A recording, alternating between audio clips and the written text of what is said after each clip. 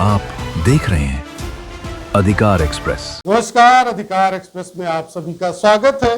मैं हूं वीरेंद्र द्विवेदी। उत्तर प्रदेश में ग्राम पंचायत भवन यानी पंचायत सचिवालय निर्माण का मुख्य उद्देश्य ग्राम स्तर पर सरकारी योजनाओं को लागू करना तथा ग्रामीणों को एक ही छत के नीचे सभी बुनियादी सरकारी सेवाएं उपलब्ध कराना था। लेकिन दुर्भाग्य की बात यह है कि अब यह योजना भ्रष्टाचार, कमीशन एवं फर्जी भुगतान के आरोपों में घिर गई। कई जिलों में आरोप है कि पंचायत भवन अधूरे हैं, निर्माण की गुणवत्ता बेहद खराब है, कहीं भवन सिर्फ कागजों में बने हैं तो कहीं बिना कार्य पूर्ण हुए ही भुगतान कर दिया गया। सबसे बड़ा सवाल यह है कि आखिर इस पूरे सिस्टम में कौन कौन अधिकारी एवं कर्मचारी जिम्मेदार होते हैं। ग्राम पंचायत भवन योजना के तहत गांव में पंचायत कार्यालय, बैठक कक्ष, डिजिटल सेवा केंद्र एवं रिकॉर्ड रूम जैसी सुविधाओं वाले भवन तथा सचिव कर्मचारी के लिए आवास, बरामदा एवं शौचालय ब्लॉक बनाए जाते हैं। एक मानक बहुउद्देशीय पंचायत भवन की अनुमानित लागत लगभग 17,46,000 से 18,03,000 रुपए तक होती है। इस योजना के लिए धनराशि राज्य वित्त आयोग, केंद्रीय वित्त आयोग एवं ग्राम पंचायत निधियों से जारी की जाती है। निर्माण कार्य की जिम्मेदारी पंचायत स्तर से लेकर जिला प्रशासन तक कई अधिकारियों एवं कर्मचारियों के हाथ में होती है। ग्राम पंचायत भवन निर्माण में कौन कौन जिम्मेदार होते हैं, आइए जानते हैं। ग्राम स्तर पर ग्राम प्रधान, ग्राम पंचायत सचिव, रोजगार सेवक, तकनीकी सहायक। ब्लॉक स्तर पर खंड विकास अधिकारी यानी बीडीओ, सहायक विकास अधिकारी पंचायत, जूनियर इंजीनियर यानी जेई। जिला स्तर पर जिला पंचायत राज अधिकारी यानी डीपीआरओ, मुख्य विकास अधिकारी यानी सीडीओ, जिला प्रशासन की मॉनिटरिंग टीम। ग्रामीणों एवं स्थानीय लोगों का आरोप है कि घटिया निर्माण सामग्री का इस्तेमाल, अधूरे निर्माण पर पूरा भुगतान, फर्जी मास्टर रोल, बिना निर्माण के भुगतान, अनुमानित लागत से कम कार्य, पुराने भवनों को नया दिखाकर भुगतान जैसी अनियमितताएं कई जिलों में सामने आती रहती हैं। अच्छा, ये बताइए, इस पंचायत भवन का निर्माण कब हुआ? कम से कम 30-35 साल हो गया होगा।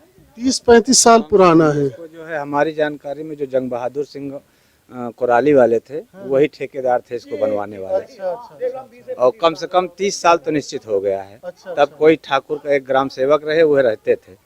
हाँ, और ये गिरने की स्थिति में तो आ गया था जावित्री देवी के प्रधानी काल में। अच्छा। हाँ, उस समय ही इसको गिरा मान लिया गया था। ये आज भी इसका जो है छत आप फोड़ेंगे तो गिर जाएगा। ये नहीं, उसमें प्लास्टर नहीं, बड़ा खतरनाक, बहुत खतरनाक है। ये गिरने की स्थिति में था। ये कैसे रिपेयर हो गया ये तो हमें नहीं मालूम। ये रिपेयर होने लायक है भी नहीं, आज भी नहीं है। इसमें ये नहीं है कि 10 लोग बैठे हैं तो सुरक्षित हैं, सुरक्षित हो ही नहीं सकते। अरे जो मिस्त्री काम कर रहा था ऊपर जमीन का, वो घबरा रहा था कि कहीं हाँ, ये है कि इतनी गिट्टी डाल के इसको बराबर किए हैं। इसको मैंने अपने छत से देखा है। अच्छा। हाँ, इसको मैंने अपने छत से देखा है कि इतना लेयर गिट्टी इस पे पड़ी है। बाकी इसमें कुछ न सरिया लगा है न कुछ लगा है, लेकिन ये रिपेयरिंग की स्थिति में नहीं था। अच्छा। हाँ, इसका ध्वस्तीकरण जरूरी था। अब आज भी है। ये चमकाने से, टाइल लगाने से 10-20-50 हजार में ये सही नहीं हो जाएगा। हमारी नजर में ये गिरने की स्थिति में है। अच्छा, इन्होंने दावा किया है कि 16 लाख में इन्होंने इसका निर्माण कराया है। निर्माण कराया है? निर्माण कम से कम 35 साल 30 साल पहले हुआ है। मैं ज्यादा से ज्यादा 10-12 साल का था जब इसका निर्माण हो रहा था। और वो बनवाए थे ठाकुर जंग बहादुर सिंह, उनको मरे हो गया है 20 साल। जांच में सामने आता है कि निर्माण कार्य का तकनीकी सत्यापन जूनियर इंजीनियर एवं तकनीकी सहायक द्वारा किया जाता है। भुगतान की प्रक्रिया पंचायत सचिव एवं विकास खंड यानी ब्लॉक स्तर के अधिकारियों की रिपोर्ट पर आगे बढ़ती है। आरोप यह भी लगते हैं कि कई मामलों में बिना स्थल निरीक्षण के ही निर्माण कार्य पूरा दिखा दिया जाता है। किस स्तर पर क्या जिम्मेदारी होती है? ग्राम प्रधान की जिम्मेदारी निर्माण कार्य का स्थानीय संचालन, सामग्री एवं मजदूर व्यवस्था। पंचायत सचिव की जिम्मेदारी भुगतान प्रक्रिया, दस्तावेज एवं रिकॉर्ड। जूनियर इंजीनियर की जिम्मेदारी गुणवत्ता जांच, तकनीकी रिपोर्ट। बीडीओ एवं डीपीआरओ की जिम्मेदारी निरीक्षण एवं स्वीकृति, वित्तीय निगरानी। ग्रामीणों का आरोप है कि पहले तो शिकायत करने पर कोई कार्रवाई नहीं होती है। यदि किसी मामले में शिकायत के बाद जांच होती भी है तो उसकी प्रक्रिया बेहद धीमी रहती है। कई मामलों में तो जांच उन्हीं अधिकारियों को सौंप दी जाती है जिन पर निगरानी की जिम्मेदारी होती है, और ऐसे अधिकारी जांच के नाम पर निर्माण कार्य में हुए भ्रष्टाचार की लीपापोती कर मामले को दबा देते हैं। यही कारण है कि कई शिकायतों में कोई कार्रवाई नहीं हो पाती है, जबकि कई शिकायतें तो महीनों तक लंबित रहती हैं और दोष तय नहीं हो पाता है। इस प्रकार से कागजों में विकास हो रहा है।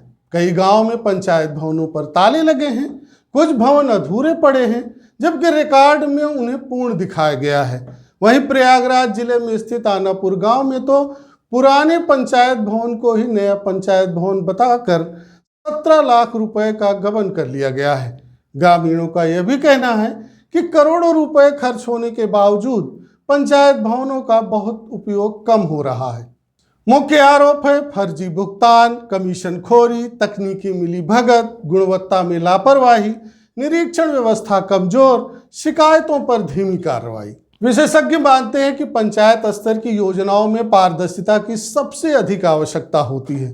यदि सामाजिक ऑडिट, डिजिटल मॉनिटरिंग एवं स्वतंत्र जांच मजबूत नहीं होगी तो भ्रष्टाचार की संभावना लगातार बनी रहेगी। क्या सुधार आवश्यक है?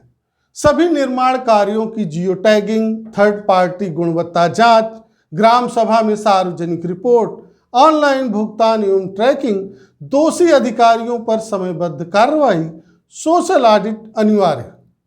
इस प्रकार से यदि गांव के विकास एवं प्रशासनिक सुविधा के लिए बनाई गई पंचायत भवन योजना के निर्माण कार्यों की निगरानी करने वाली अधिकारी ही आरोपों में घिर जाएंगे तो पारदर्शिता एवं जवाबदेही दोनों पर गंभीर प्रश्न उठना स्वाभाविक है। ऐसी स्थिति में क्या ग्राम पंचायत भवन योजना में भ्रष्टाचार केवल कुछ लोगों की लापरवाही है या फिर यह पूरे सिस्टम की कमजोर निगरानी एवं जवाबदेही की समस्या बन चुकी है? आप इस विषय पर क्या सोचते हैं? कमेंट बॉक्स में अपनी राय अवश्य साझा करें। धन्यवाद।